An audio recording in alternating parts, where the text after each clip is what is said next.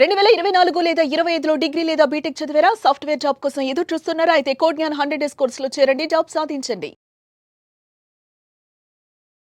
నమస్తే. Welcome to Suman TV. నేను మీ anchor సిరి. Present మనతో పాటు ఉన్నారు హైకోర్టు అడ్వకేట్ అలగిరి రవీంద్రనాథ్ గారు. ఈ మధ్య కాలంలో గృహహింస అలాగే వరకట్నపు కేసుల్లో చాలామంది అంటే భర్త మీదే కాకుండా భర్త బంధువుల మీద, చెల్ల మీదనో లేదంటే అత్తమామల మీదో అండ్ దాంతోపాటు ఆడబిడ్డ మీద ఇలా రకరకాలుగా భర్తతో పాటు వాళ్ళ బంధువుల మీద కూడా కేసు నమోదు చేయడం అనేది మనం చూస్తూ ఉన్నాం. మరి దానికి సంబంధించి హైకోర్టు అలాంటి కేసులు చెల్లవు అని తీర్పునైతే ఇవ్వడం జరిగింది. మరి ఇంతకీ ఏ సందర్భంలో ఆ తీర్పునైతే ఇవ్వడం జరిగింది, దీని గురించి డీటెయిల్గా మనకి ఒక క్లారిటీ ఇన్ఫర్మేషన్ ఇవ్వడానికి హైకోర్టు అడ్వకేట్ అలగిరి రవీంద్రనాథ్ గారు ఉన్నారు. అడిగి తెలుసుకునే ప్రయత్నం చేద్దాం. నమస్కారం అలగిరి రవీంద్రనాథ్ గారు. నమస్తే అండి సిరి గారు. కొన్నిసార్లు కోర్టు ఇచ్చే తీర్పులు చాలా క్వశ్చన్ మార్క్ నైతే అంటే ఏ సందర్భాల్లో ఇది వర్తిస్తుందని, లేదు అంటే ఇప్పుడు మనం ఈ కేసు పెట్టేటప్పుడు మనకి ఇది వర్తిస్తుందా అని ఇలా ఎన్నో రకాల ఆలోచనల్ని మనకి క్రియేట్ చేస్తుంది అని చెప్పొచ్చు.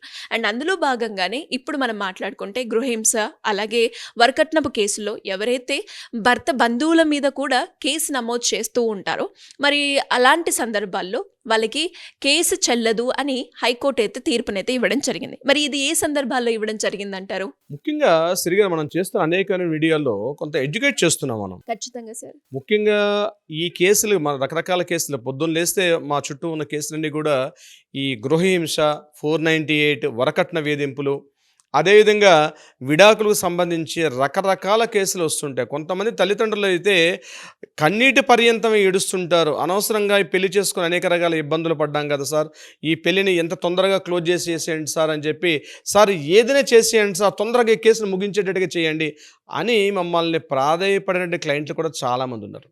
సో అందులో భాగంగా ఈ వీడియోలు నేను కొత్తగా ఏ తీర్పు వచ్చినా సరే మన మహిళా సోదరుల వాళ్ళకి, మన ప్రజలతో మనం షేర్ చేసుకున్న ఉద్దేశంతో నేను ఈ వీడియోలు చేయడం కూడా కారణం అదే. రీసెంట్గా ముంబై హైకోర్టు ఒక తీర్పు ఇవ్వడం జరిగింది. ఆ కేసు వివరాలు ఏంటంటే, గోవింద ప్రసాద్ అని చెప్పి 74 ఏళ్ళ వ్యక్తి, వాళ్ళ భార్య పేరు ఉషా శర్మ, వాళ్ళ కూతురే వాళ్ళ ఇంటికి పెళ్లి చేసుకున్న కోడలుగా వచ్చిన అమ్మాయి ఏం చేసిందంటే, నిరాధారంగా ఎటువంటిది ఏమీ లేకుండా సుమారుగా సీనియర్ సిటిజన్ అంటే 75 ఏళ్ళ వయసులో, 74-75 ఏళ్ళ వయసు ఉంటే ఆ యొక్క మామగారి పైన, అదేవిధంగా తన అత్తగారి పైన కూడా నిరాధారణ ఆరోపణలతోటి ఎటువంటి సాక్ష్యాలు లేకుండా ఒక అలిగేషన్స్ చేస్తూ ఆమె వాళ్ళిద్దరి మీద కూడా కేసులు పెట్టడం జరిగింది. ఇంక్లూడింగ్ తన భర్తను కూడా అందులో నోటిఫై చేస్తూ గౌరవనీయులు జస్టిస్ జువాది శ్రీదేవి గారి ఈ కేసును విచారణ చేస్తూ కొన్ని కీలకమైన వ్యాఖ్యలు చేశారు. ఆ వ్యాఖ్యలు ఇక్కడ నేను మీతో షేర్ చేసుకునే ప్రయత్నం చేస్తున్నాను. ఈ కేసుకు సంబంధించి తను ఏం చేశారంటే, ఈ కేసుకు సంబంధించి ముఖ్యంగా అమ్మాయిలు ఏదైతే ఈ యొక్క గృహహింస, వరకట్న వేధింపులకు సంబంధించి ఏదైతే కేసులు పెడుతున్నారో, ఎటువంటి సాక్ష్యాలు లేకుండా, ఎటువంటి ఎవిడెన్సెస్ లేకుండా కేవలం వాళ్ళని సాధించాలి, వాళ్ళని ఏదో రకంగా తూర్పురా పట్టాలి, ఏదో రకంగా వాళ్ళని రోడ్డుకి ఈడ్చాలి, వాళ్ళ పరువు ప్రతిష్టల్ని భంగం వాటిల్లే విధంగా చేయాలి అని ఏకైక లక్ష్యంతో కంకణం కట్టుకొని మరి కేవలం వాళ్ళని ఆ వయసు తారతమ్యం చూడకుండా, పెద్దవారని చూడకుండా, వారి వయసు కూడా గౌరవించకుండా, వాళ్ళ ఉన్నతిని వాళ్ళ పరువును కూడా గౌరవించకుండా కేవలం అదే పని మీద వస్తున్నారు వీళ్ళు. ఇక్కడ ఏం చెప్పారంటే ఆవిడ, కేసులు వేసే ముందే 1-10 సార్లు ఆలోచించుకుని వేయండి, కనీసం మానవత్వంతో ఉండండి, దీనివల్ల కోర్టు సమయం వృధా అవుతుంది. అట్ ద సేమ్ టైం విలువైనటువంటి వేరే అసలైన వ్యక్తికి ఎవరైతే నిజంగా ఎవరైతే బాధితులు ఉంటారో ఆ బాధితులకు ఇవ్వాల్సిన సమయం ఇలాంటి అన్నెసరీ డిస్కషన్ చేసుకోవడం వల్ల విలువైన సమయం వృధా అవుతుంది అని చెప్తూ ఈ కేసు సంబంధించి తన కీలక కామెంట్స్ చేశారు. ఏమంటారంటే, ముఖ్యంగా చేసేటప్పుడు మీరు కేసు ఫైల్ చేసేటప్పుడు 1-10 సార్లు ఆలోచించుకోండి, అంతేగాని ఏదో కావాలని చెప్పి పేపర్లు చౌకగా దొరికాయనో లేకపోతే మరొకటనో అడ్వకేట్ చౌకగా దొరికానో ఫీజు ఇస్తున్నాం అని చెప్పో ఈజీగా కోర్టుకి అప్రోచ్ అయ్యి వాళ్ళ మీద కసి తీర్చుకున్నాం కదా, వాళ్ళ మీద కక్ష సాధింపులు చేశామని చెప్పి కోర్టు మెట్లు ఎక్కే అవకాశం తీసుకోకండి. వాళ్ళ మానవత్వంతో ఆలోచించే ప్రయత్నం చేయండి.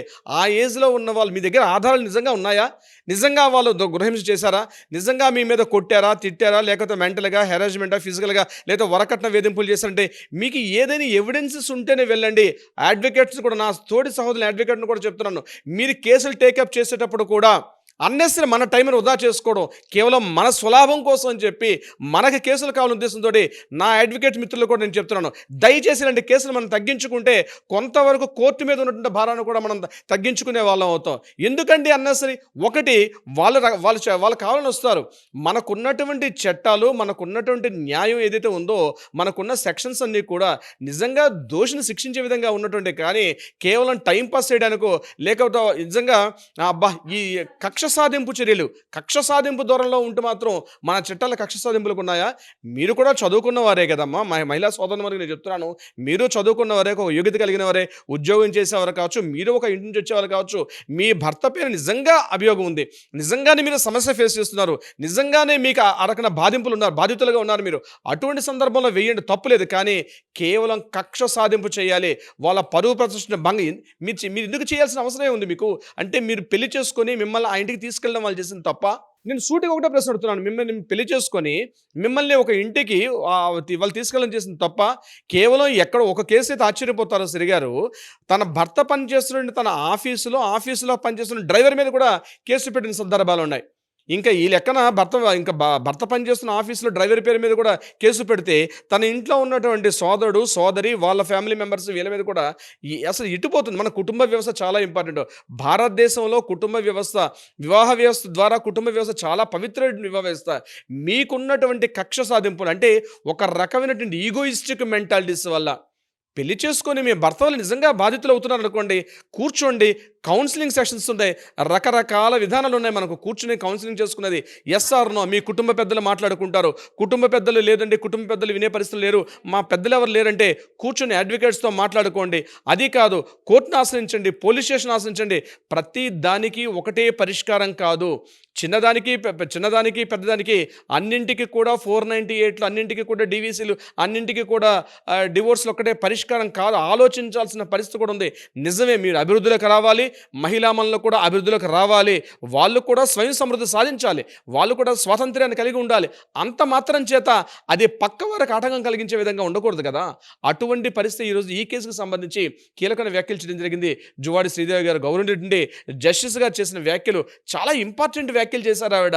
అంటే ముఖ్యంగా అత్తామామల్ని తీసుకునే విషయంలో, అత్తామామలు చేసే విషయం మీద మీ దగ్గర క్లియర్గా ఎవిడెన్సెస్ ఉంటేనే ఫైల్ చేయండి. 1-2 సార్లు. రాబోయే రోజుల్లో గొప్ప లీగల్ కాన్సిక్వెన్స్ ఫేస్ చేసే అవకాశం ఉంటుంది. ఈ రోజు ఏదో కావాలని చెప్పి వాళ్ళ నేమ్స్ ఇన్వాల్వ్మెంట్ చేసేసి రేపు పొద్దున ఆ అమ్మాయి ఎక్కడో ఉంటుంది, ఈ అబ్బాయి ఎక్కడో ఉంటాడు, ఆ అమ్మాయి తన ఉన్న ఊర్లో కేసేస్తుంది, ఈ అబ్బాయి ఎక్కడ ఉంటాడు, ఈ అబ్బాయి యొక్క పేరెంట్స్ ఎక్కడ ఉంటారు, ఆ కేసు కోసం చెప్పి ఇక్కడ నుంచి ఈ అబ్బాయి పేరెంట్స్ ఆ అమ్మాయి పెట్టి ఎక్కడో కేసు కొన్ని 100 కిలోమీటర్లు ఉంటారు. కొన్నిసార్లు మనం లాస్ట్ టైం కేసు చూసాం. ఆ కేసు అయితే ఎక్కడ బెంగళూరులో ఉంటే అతను యూపీలో ఉంటాడు. ఇక్కడ నుంచి యూపీకి బెంగళూరుకి అప్ అండ్ డౌన్ చేయడం ఏంటి? ఎంత అసలు ఊహించుకోవడానికి కూడా కష్టం. అంటే మీరు రాక్షసుల మనుషులో కూడా అర్థం కాని పరిస్థితి వచ్చింది. కాబట్టి ఈ జడ్జిమెంట్లో ఆ వ్యాఖ్యలు నేను షేర్ ఎందుకు చేసుకుంటున్నానండి, ఈ వీడియో ఎందుకు నేను చేయాల్సి వస్తుందంటే, ఏ అయితే స్టేట్మెంట్స్ చెప్తూ ఉంటారో జడ్జెస్ అక్కడ మనకి ఇచ్చిన కీలకమైన వ్యాఖ్యలు కూడా ప్రతి ఒక్కరికి కేవలం కోర్టు హాల్లో 4 గదులుగా కాదు, ప్రతి ఒక్కరికి తెలియాల్సిన అవసరం ఉంది.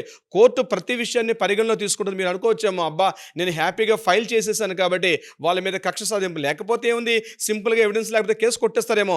అడ్వకేట్స్ మిత్రులు కూడా చెప్తున్నాను, మీరు కోర్టు యొక్క సమయాన్ని వృధా వేస్ట్ చేసుకోకండి, మీ యొక్క టైంని వృధా చేసుకోకండి. అన్నెసరీ సొసైటీని, మన ఒక మంచి సొసైటీని ప్రారంభించే విధంగా తప్పించి కేవలం మన స్వార్థం కోసం అని చెప్పి కుటుంబాల మధ్య, బంధాల మధ్య ఎటువంటి తగాదాలు పెట్టే ధోరణి వెళ్ళకూడదని అయితే నేను ఆ యొక్క కోర్టు వ్యాఖ్యల్ని మరొకసారి మీ ముందు ఉంచే ప్రయత్నం చేస్తున్నాను. సిరి గారు, గ్రేట్ సార్. మరి ఎవరికైనా కూడా లీగల్ పరంగా ముందుకు వెళ్ళాలి అన్నప్పుడు, మాకు ఒక అడ్వకేట్ కావాలి అన్న వాళ్ళు ఎవరైనా కూడా మిమ్మల్ని అప్రోచ్ అవ్వాలి అనుకుంటే ఏ విధంగా మిమ్మల్ని అప్రోచ్ అయ్యే ఛాన్స్ ఉందంటారు? తప్పనిసరిగా శ్రీ గారు, ఇటువంటి బాధితులు నేను ఇప్పుడు చెప్పినట్టుగా మీరు కావాలని వాళ్ళ మీద కక్ష సాధింపు చేయగలిగే దయచేసి నాకు కాల్ చేయకండి. ఇప్పుడే మీరు కాల్ చేసి ఆలోచన ఉంటే కట్ చేసుకోండి. నాకైతే కాల్ చేయాల్సిన అవసరం లేదు. నాకే దయచేసి ఏ అడ్వకేట్ కూడా కాల్ చేయకండి, టైం వేస్ట్ చేసుకోండి. నిజంగా మీరు బాధితులైతే, నిజంగా సమస్య మీదైతే రవీంద్రనాథ్ అక్కడే ఉంటారు. ఇమ్మీడియట్గా కాల్ చేయండి ఆర్ వాట్సాప్ చేయండి. మీ సమస్యకి పరిష్కారం ఉంది. చట్ట ప్రకారంగా అందరం కూడా ముందుకు వెళ్దాం. ఆ సమస్యకి పరిష్కారం తెలుసుకున్న ప్రయత్నం చేద్దాం. మీ యొక్క సమస్య ఏదైనా కోర్టు వివాదాలు ఉంటే వాటికి కూడా పరిష్కారం చూపించే దిశగా అందరం కలిసి ప్రయత్నం చేద్దాం. మీ వెంబడి ఎప్పుడు కూడా రవీంద్రనాథ్ ఉంటారు, గుర్తుపెట్టుకోండి dear friends. Thank you sir. Thank you so much. Thank you so much Siri. Suman టీవీలో మీ పర్సనల్ అండ్ బిజినెస్ ప్రమోషన్స్ కోసం కింది నెంబర్కి కాంటాక్ట్ చేయండి.